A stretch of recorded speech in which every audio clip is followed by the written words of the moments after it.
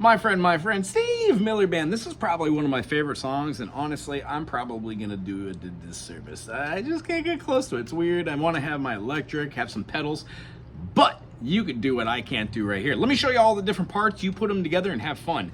If you have a looper or something that generates a tone behind you, like a freeze pedal, this would be a great idea. Take your B7, which is your D sharp, your B, and then your A. Is that right? It is. And then you're gonna have these notes up top. The reason why you have your A is that's your 7th tone. When we play this, the next thing I wanna do is see how to play a sus. B, C sharp, D sharp, E. There's our E, our 4. So if you play these notes and hit your sustain pedal and go, and let that go behind you with a little reverb, wah, that sets the tone for this. I would then take this all the way up here to the 7th fret. All right, yes it is. 7th fret, and what we're gonna do is play a B major in its entirety. Also, put that on there maybe by going couple little strums behind it just to be patterns in the back. 1 and 2 times. The feeling that we have on this song when it starts in, where it has that, oh mama, well look what you've done. You can see it shining through the setting sun. You run for the money you don't even know about, wild mountain honey. Because you've got that sus note, the E functioning there, if you have a bass tone, that's your rhythm you want to repeat underneath this, so you have a steady pulse. That B keeps this whole thing in check. Guitar players, here's why.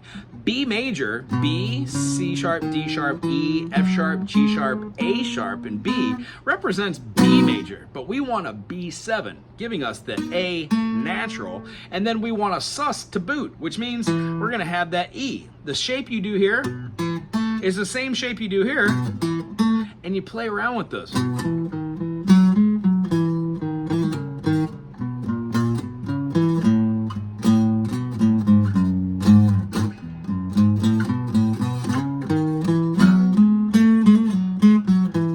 Keep the structure of having flat 7, A, not a sharp 7 like I played in the beginning, an A, a B, C sharp, D sharp, E, F sharp, G sharp, and then A again. What you essentially can do is play that B pattern. It's called B mixolydian. 1, 2, 3, 4, 5, 6, flat 7, 1.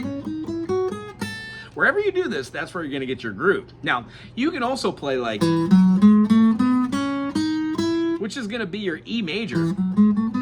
So B7 mixolydian, B mixolydian is going to be that. You could also even add that sharp note over the top of an E and make a polychord. When you play your B7, your B sus, and then your E sus, those chords pushed over the top of each other with a freeze pedal, along with what I'm about to show you, sounds great for the song. Now, first verse, second verse keeps going the same. Remember the little doodles in here?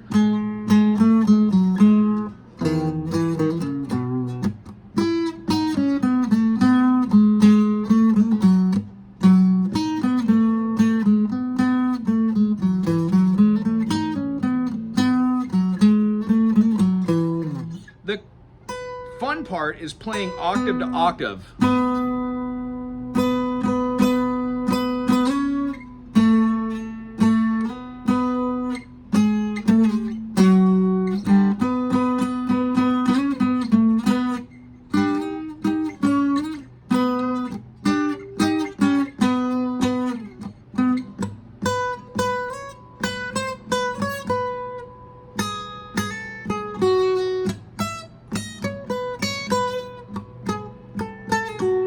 All these notes stem outside of this relative minor of B major, so G minor. When we go to the 10th and 11th fret, we skip the 10 and 11 and we play our 10, 11, 9, and that gives us the top half. When we go right back, we find ourselves being able to move in between these minors. So B major, when we play B major, we have G sharp minor. That's gonna be our relative minor. So when playing these,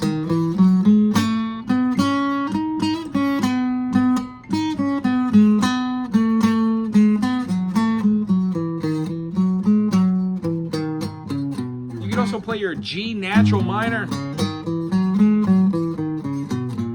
Now the one note that we moved in the B, B, C sharp, D sharp, E, F sharp, G sharp, A, well that's the one you would also change here. So instead of having G minor, you would have, now rather than having G minor, we are going to have G,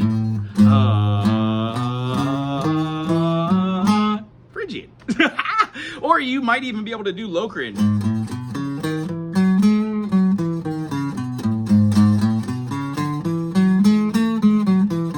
I'm not big on doing natural raise 6. Okay, so that's the crux of this biscuit. If you keep it with the groove of that B, the next thing you can do is, instead of just playing a B major chord, keep your root note, your B, and then play the shape of the E, and give that chord over the top of it. So 3-4 chords that you could play in the beginning to play on a freeze pedal. Works wonderful when you do over the top, and then all 3 of those smooshed together along with a little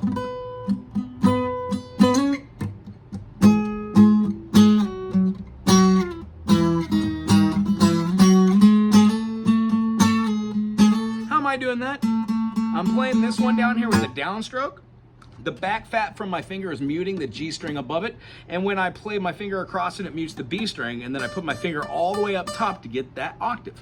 If you haven't learned this already, here's what I'm going to learn you on. Teach you on. Leave you on. Yada yada. B goes to B. We skip a string, skip a fret. E goes to E. We skip a finger, skip a fret. Right here.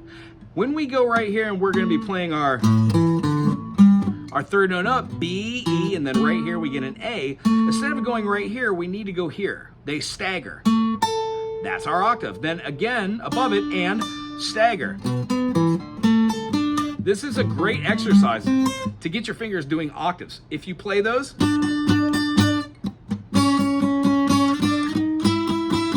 does some pretty special things with different types of styles and sounds. I hope you learned a little tidbit and a tip about music theory right here, and you just really enjoy Steve Miller as much as I do. If you do and you have a comment, put it in the comment section. If you have a song you want to hear, please, by all means, reach out. My name's Waco. Aloha.